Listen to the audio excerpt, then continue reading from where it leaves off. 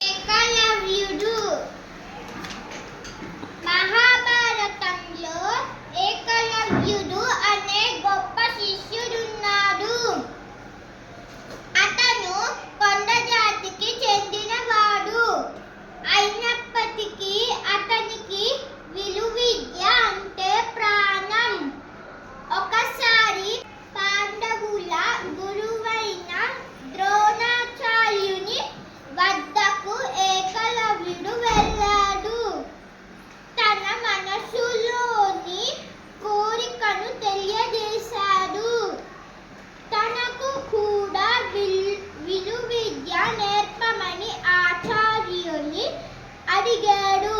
కానీ ఆ కాలం నాటి ఆచారాలు పట్టింపు వలన రాజులు తప్ప మిగిలిన వారెవ్వరూ విల్లు విద్యను నేర్చుకోరాదని ద్రోణుడు తిరస్కరించాడు. అయినప్పటికీ ఏకలవ్యుడు ద్రోణుని మనసులో తన గురువుగా భావించి అతన్ని ప్రతిభను చేసి అత్యంత భక్తి శ్రద్ధలతో విలువిద్యను సాధన చేశాడు. అర్జునునితో సమానంగా విలువిద్యను ప్రదర్శించసాగాడు. ఇది గ్రహించిన అర్జునుడు ద్రోణుని వద్దకు వెళ్ళి ఏకలవ్యుడు విలువిద్యలో తనను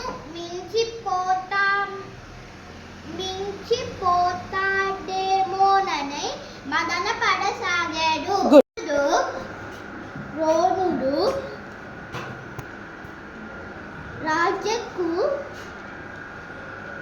మాటలతో కలిపి ఏకలవ్యుని వద్దకు వెళ్ళి, నాకు గురు దక్షిణగా నీ కుడి చేయి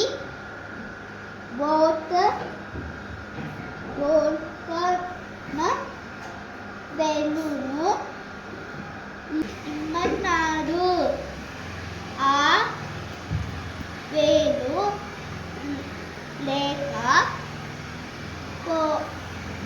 పోదే విల్లు విద్యను ప్రదర్శించలేడు. ఏకలవ్యుడు క్షణం ఆలస్యం చేయకుండా తన బొటన వేలును ఖండించి గురుదక్షిణగా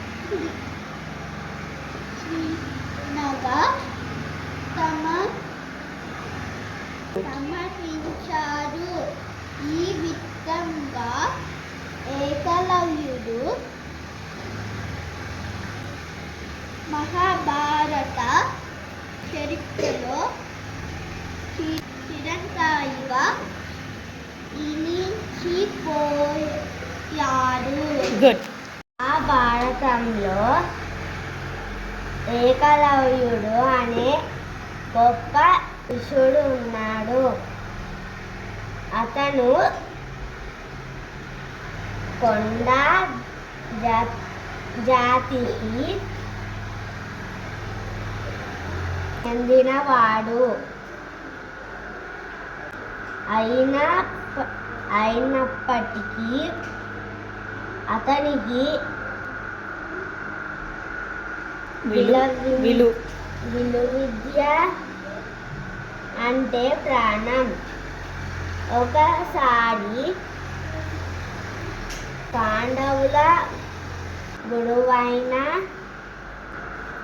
ద్రోణాచార్యుని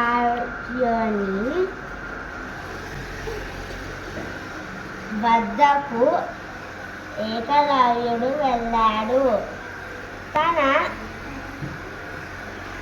మనసులోని కోరికను తెలియజేశాడు. తనకు కూడా విలువిద్య నేర్పమని ఆచార్యుని అడిగాడు. కానీ ఆ కాలం నాటి ఆచారాలు పట్టింపు వలన రాజులు తప్ప మిగిలిన వారెవ్వరూ విలువిద్యను నేర్చుకోరాదని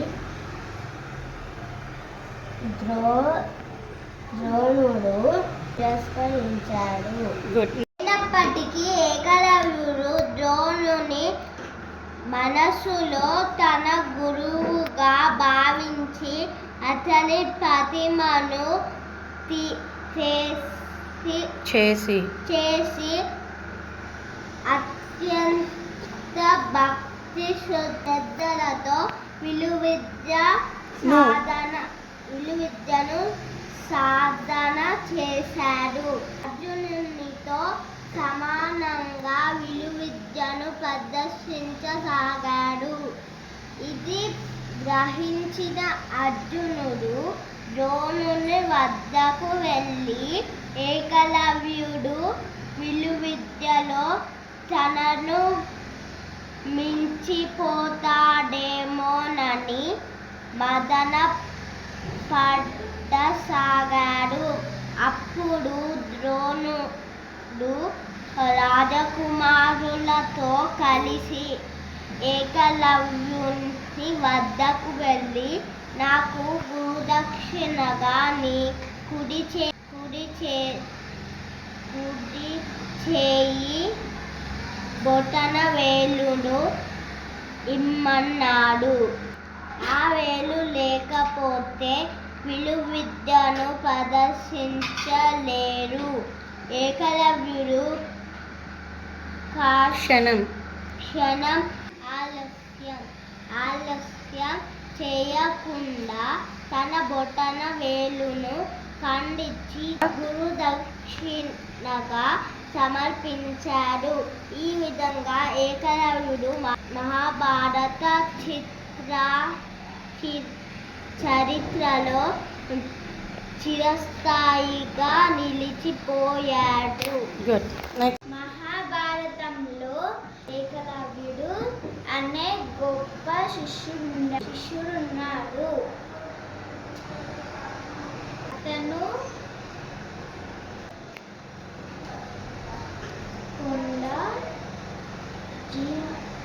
జాతికి చెందినవాడు అయినప్పటికీ అతనికి విలువిద్య అంటే ప్రాణం. ఒకసారి పాండవుల గురువైన ద్రోణాచార్యుని వద్దకు ఏకలవ్యుడు వెళ్ళాడు. తన మనసులోని కోరికను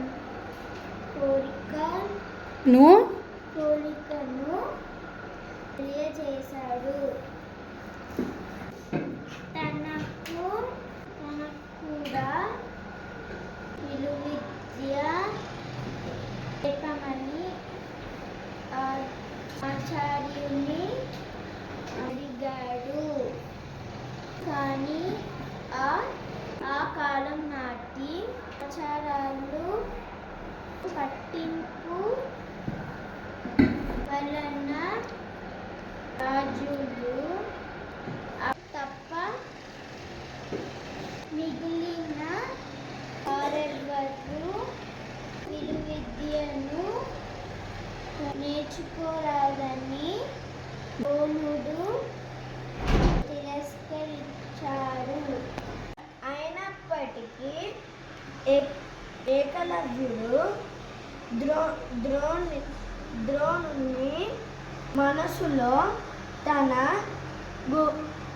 గురువుగా భావించి అతని ప్రతిమను చేసి అత్యంత భక్తి శ్రద్ధలతో విలువిద్యను సాధన చేశాడు. అర్జునుడితో సమానంగా విలువిద్యను ప్రదర్శించసాగాడు. ఇది గ్రహించిన అర్జునుడు ద్రోణుని వద్దకు వెళ్ళి ఏకలవ్యుడు విలువిద్యలో తనను మించిపోతాడేమో అని పడసాగాడు. అప్పుడు ద్రోణుడు రాజకుమారులతో కలిసి ఏకలవ్యుని వద్దకు వెళ్ళి నాకు గురుదక్షిణగా నీ కుడి చేయి బొటన వేలును ఇమ్మన్నాడు. ఆ వేలు లేకపోతే విలువిద్యను ప్రదర్శించలేరు. ఏకలవ్యుడు క్షణం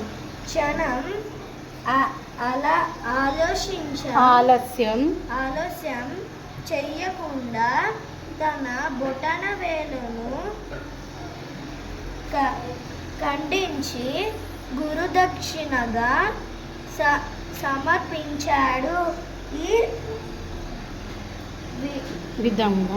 ఈ విధంగా ఏకలవ్యుడు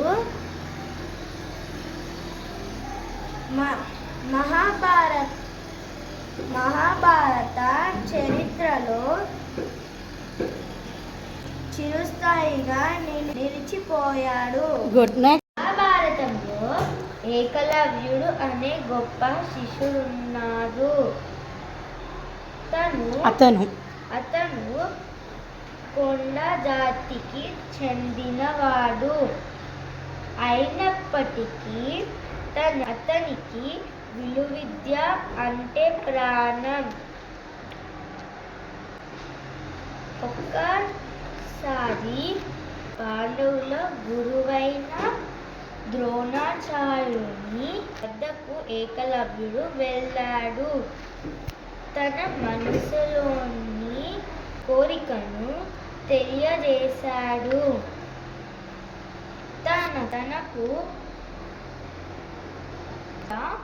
విలువిద్య ఏమని ఆచార్యుని అడిగాడు. కానీ ఆ కాలం నాటి ఆచారాలు పట్టింపు వలన రాజులు తప్ప మిగిలిన వారెవరు విలువిద్యను నేర్చుకోరాదని ద్రోణుడు తిరస్కరించారు. అయినప్పటికీ ఏకలవ్యుడు ద్రోణుని మనసులో తన గురువుగా భావించి అతని ప్రతిమను చేసి అత్యంత భక్తి శ్రద్ధలతో విలువిద్యను సాధన చేశాడు.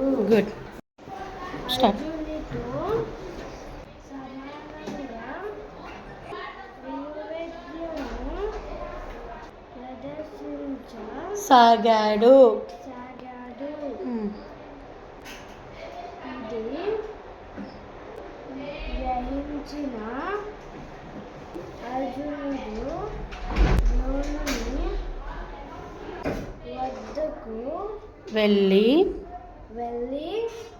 ఏకవల్లుడు విలువిద్యలో తనను మించి పోతాయేమో అని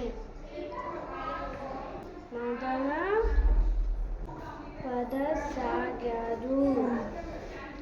అప్పుడు ద్రోణుడు రాజకుమారులతో కలిసి ఏకవల్లుని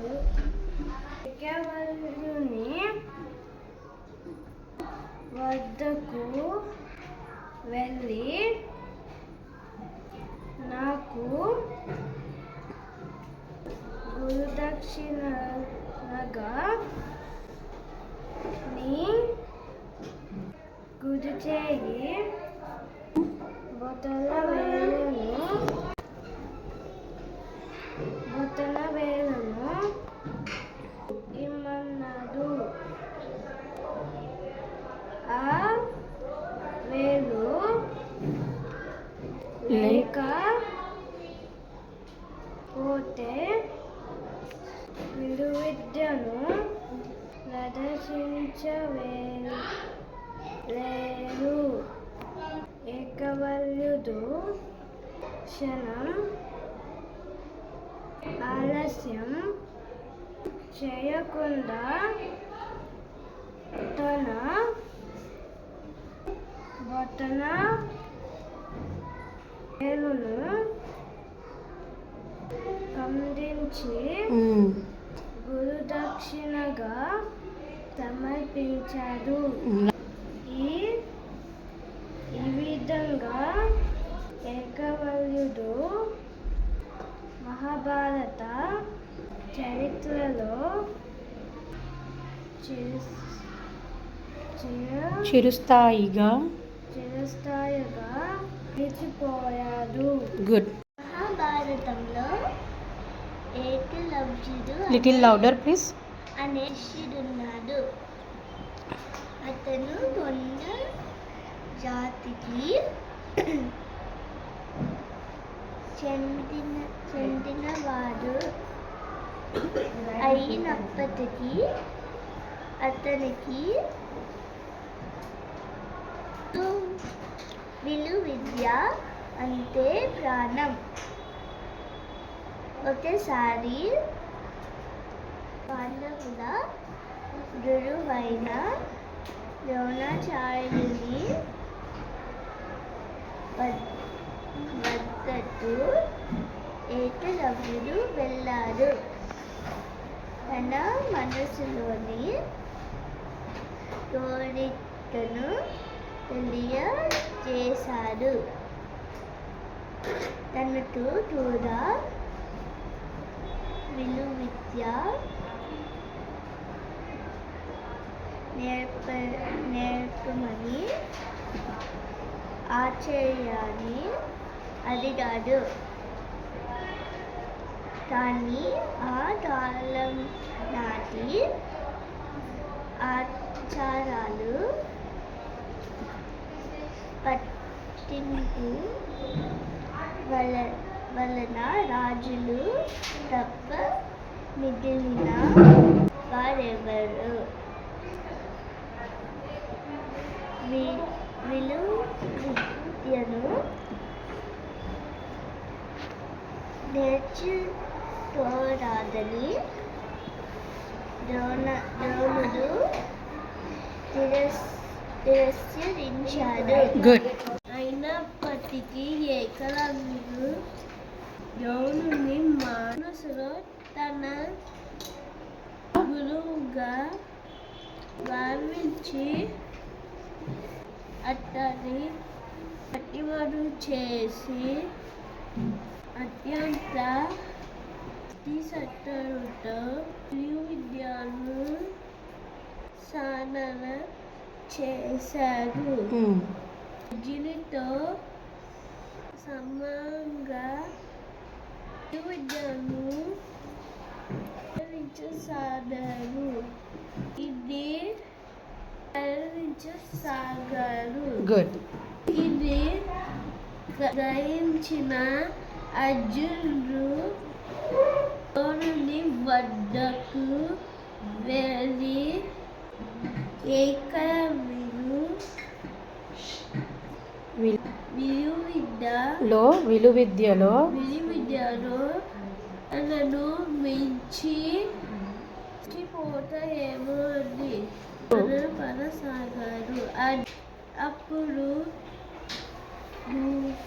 ద్రోణుడు రాజకుమారుతో కలిసి ఏకలవ్యుని వద్దకు వెళ్ళి, నాకు ఈ గురు దర్శనంగా